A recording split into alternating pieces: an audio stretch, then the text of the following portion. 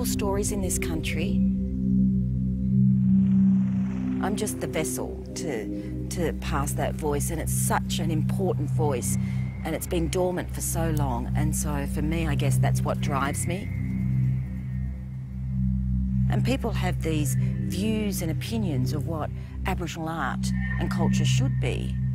I just want to give it in the respect it deserves.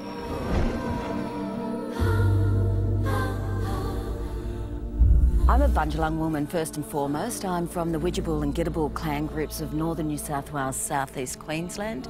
I guess I'm a very, very fortunate person that I come from such an extraordinary nation. We still have our language. I think it's an incredible feat of resilience that my father, my grandfather, my grandmothers continued to tell stories, to tell language, even if when it was against the law.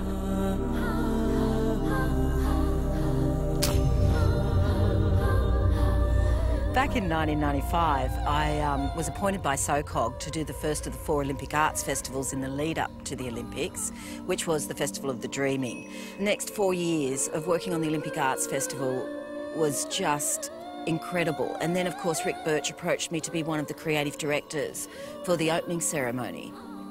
I realised that it was a great chance to show the world how we welcome people to our country.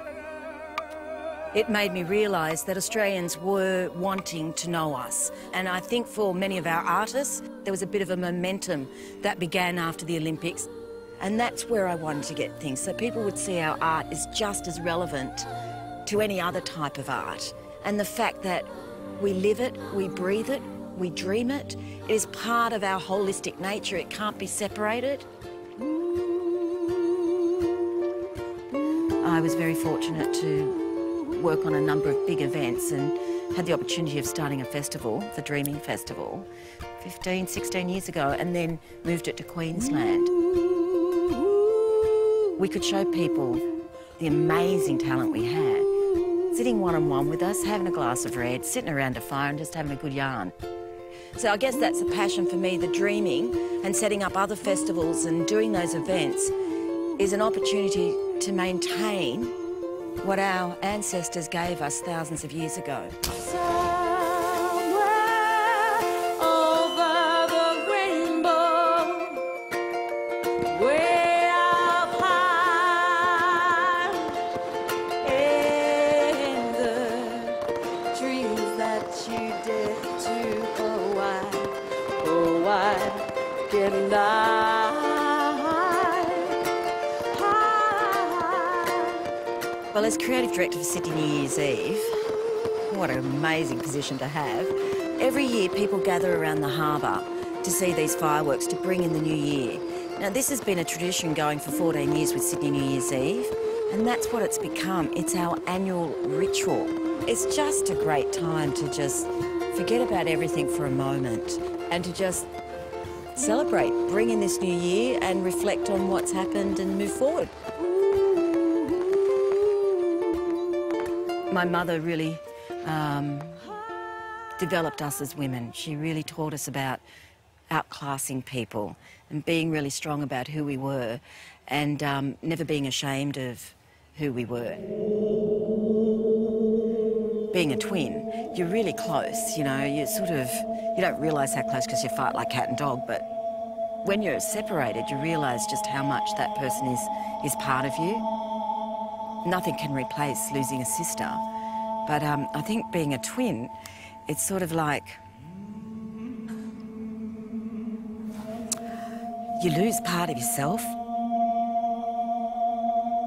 I think a lot of the things I've done in the last 8 years has actually been my sister guiding me, because I now have to be the individual. I can't get away with being the double. I have to make my mark.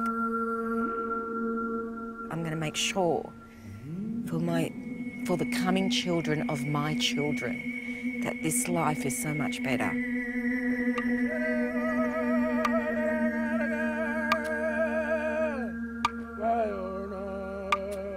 I've had such an incredible journey in the jobs that I've done. I got appointed as the festival director for the Garama Festival in northeast Arnhem Land. So the Yolngu people of Arnhem Land trust me to deliver their culture to the world. When people see a corroboree or they hear an Aboriginal elder talk, they truly are touched by what they see. They want to have that experience.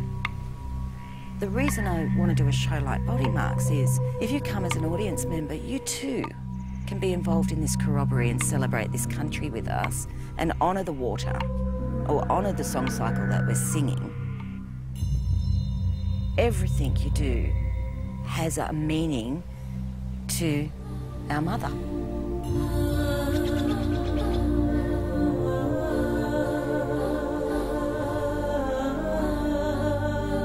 When my grandmother told me stories, but told me, well, my father said you have to have the black smile.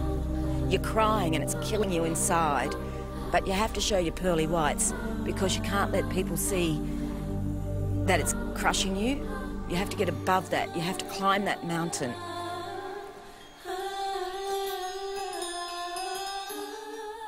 If my grandmother knew that I was the creative director of Sydney New Year's Eve, the fireworks, in her day she wasn't even allowed to speak her language.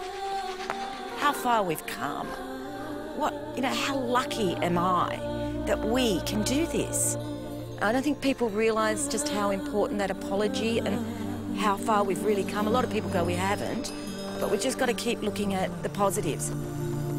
We've just moved the universe in this country.